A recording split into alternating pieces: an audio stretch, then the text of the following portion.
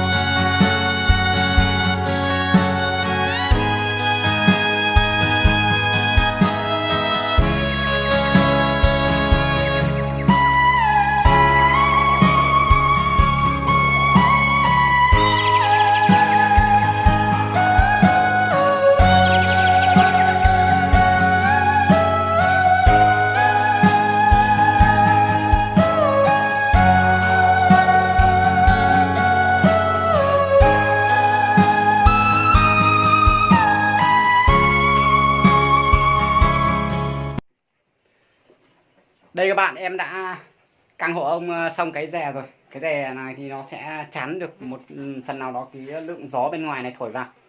Đó, đây bạn này. Cái này thì nó rất là dài nên là em đã giấu một đoạn ở bên trong này để khi ông ngủ ấy, ông ngủ ông có thể ngoắc sang bên kia nữa. Đấy, kéo từ đây sang bên kia nữa thì nó sẽ kín hơn. Đây sẽ là cái tấm rè để chắn gió đi lùa qua cái cửa các bạn ạ. Khi có cái này che vào thì vào mùa đông nó sẽ ấm áp hơn. Còn bây giờ em sẽ tiến hành là cho cái tấm đệm này lên giường á, giải cái tấm đệm này lên giường để ông nằm cho nó êm hơn.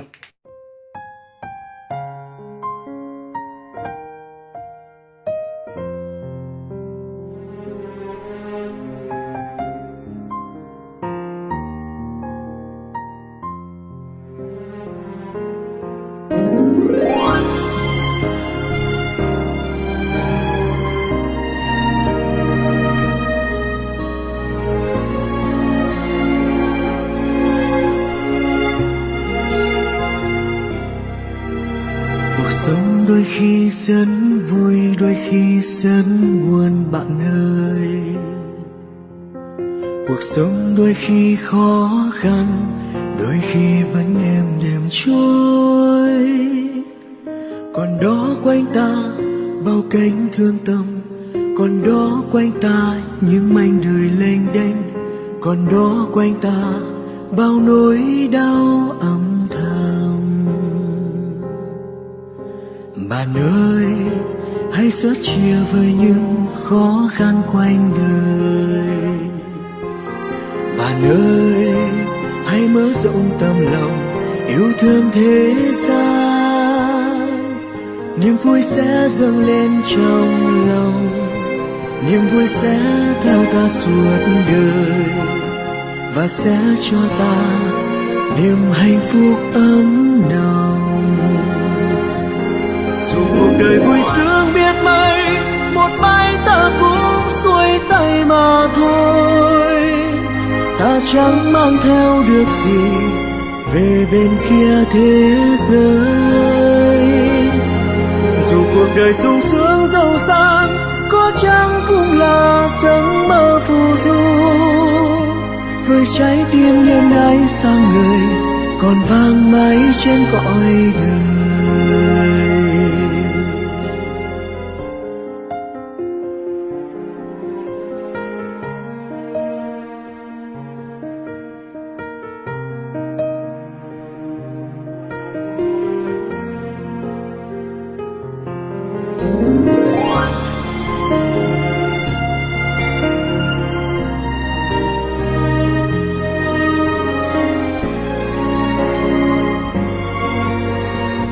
Đây các bạn xem cái đệm này nó rải trên giường ông này, khác biệt hoàn toàn luôn.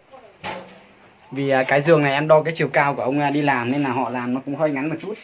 Nó chỉ có 1m8 thôi cái giường này. Nhưng mà cái đệm này nó là 2m. Cái đệm này nó là 2m này, bây giờ nó dài ngoài thừa một đoạn này. Đây nó thừa ra một đoạn này mà không sao, để cái chỗ này ở chỗ cái đầu giường thì nó cũng tốt. Nhất là ông ngủ thì cái đầu không va chạm vào cái tường này thì nó cũng là một cái điều tốt các bạn ạ. Bây giờ chỉ cần cho quần áo này, cho gối lên đây nằm thì nó sẽ rất là êm luôn. Đây, nằm ngồi đây luôn này, êm lắm luôn đấy. Đấy, như thế này thì ông có tuổi rồi thì ông ngủ có vẻ là nó sẽ tốt hơn các bạn này, không còn bị đau lưng nữa. Êm lắm, cái đệm này nó rất là mềm luôn.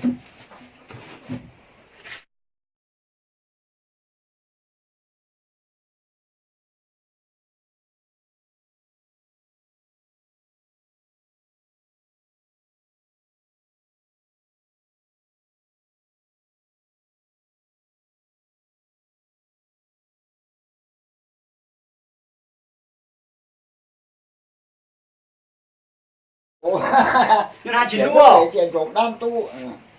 đó là râm giỏ nhá. Đây các bạn ơi, sau khi đã sắp xếp xong thì cái phòng ngủ của ông cũng rất là ngăn nắp rồi, nó thật là gọn gàng. Đây là cái hòm này, cái hòm để đựng quần áo em để trong cái góc nhà này, cái góc giường ngủ này ấy. Thì ông rất là thấp thôi, ông chỉ có 1m4 nên là cái giường này nó là 1m8 liền đấy. À đâu, đúng rồi, cái giường này là 1m8 mà ông chỉ có 1m4 thì nó vẫn thừa ra 40 phân để mà mình để cái hòm như thế này. Thì cái đoạn này thì sẽ dành để lại cái hòm. Còn bên trên này là cái đầu giường đấy bạn ạ. Ông nằm quay đầu lên trên này này. Đấy, bây giờ nó êm này. Ôi, êm lắm luôn đấy.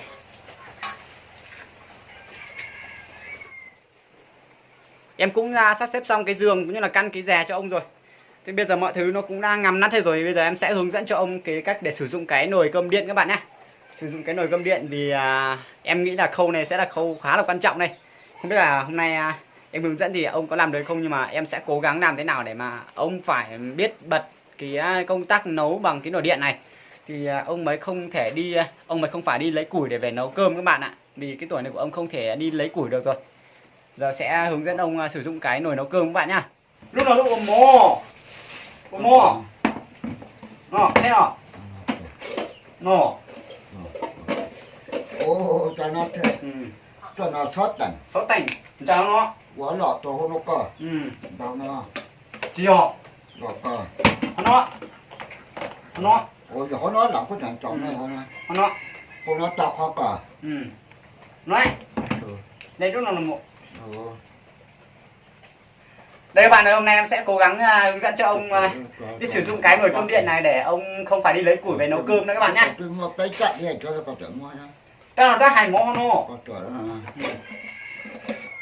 Sau đây cái xông ra để cho nó an toàn các bạn, không là nó bị nhiễm điện đấy. Cốt cho ổ. Tôi nọ. Trời. Tôi xóa nó. Tôi nó. Trời. Tôi nó. Tôi nó. Mua hàng nó. Mua hàng nó. Ồ. Ê, em sẽ hướng dẫn cho ông cắm cái ổ cái dây điện này vào cái phích cắm ở đây. Đấy. Rồi nó lúc cái tổ số tổ. Cũng cái cho số tôi coi. Còn nó lớn nó còn có luôn mà. Mà đại tổ nó tổ nó là. Cho nó xong nó một pet tụt cấu. Đây lúc khó. Nó một pet tụt cấu á. Chỉ nó Cho nó một to. Nó cho nó. Còn mà có chỉ tốt là chứ cho sửa chứ. Đấy nó. Chỉ nó này.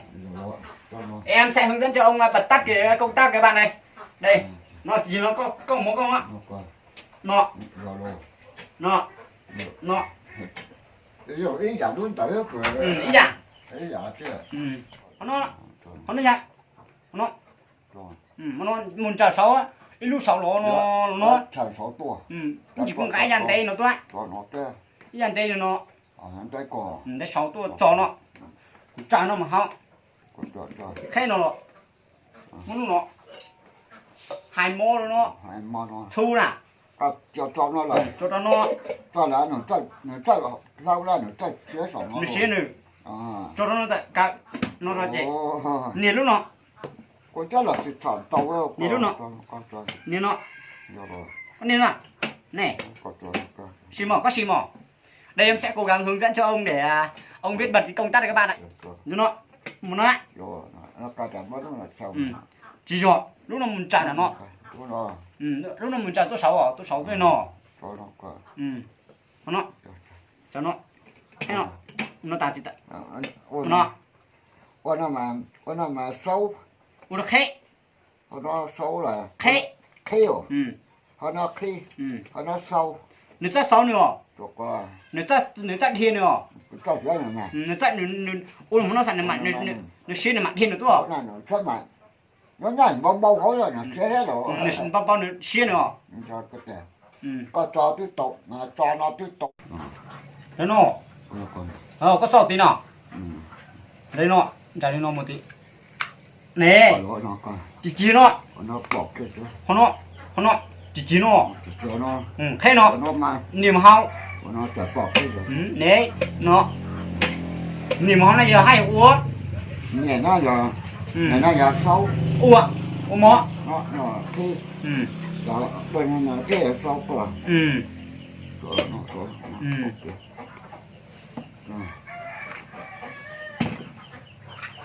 Đây các bạn ơi. Em mời hướng dẫn ông rồi, bây giờ thì ông cũng đã biết dùng cái nồi cơm này rồi các bạn ạ. Ông cũng biết bật tắt cái này là tốt rồi. Còn một cái nữa là vẫn còn cái chảo điện, nhưng mà cái đó thì em sẽ sắm cho ông sau. Nó kêu là chảo rồi, nó chảo rồi lâu quá. Các bạn vừa rồi em hướng dẫn ông cái cách để sử dụng cái nồi cơm điện này thì ông cũng biết cách bật tắt rồi. Đây là cái công tắc để bật tắt đây. Đây, bật tắt đây để nấu cơm đấy. Thì ông cũng có biết bật nấu cơm rồi đấy.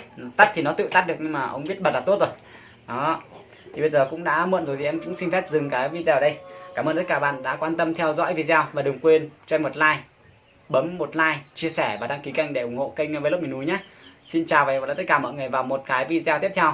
Bye bye.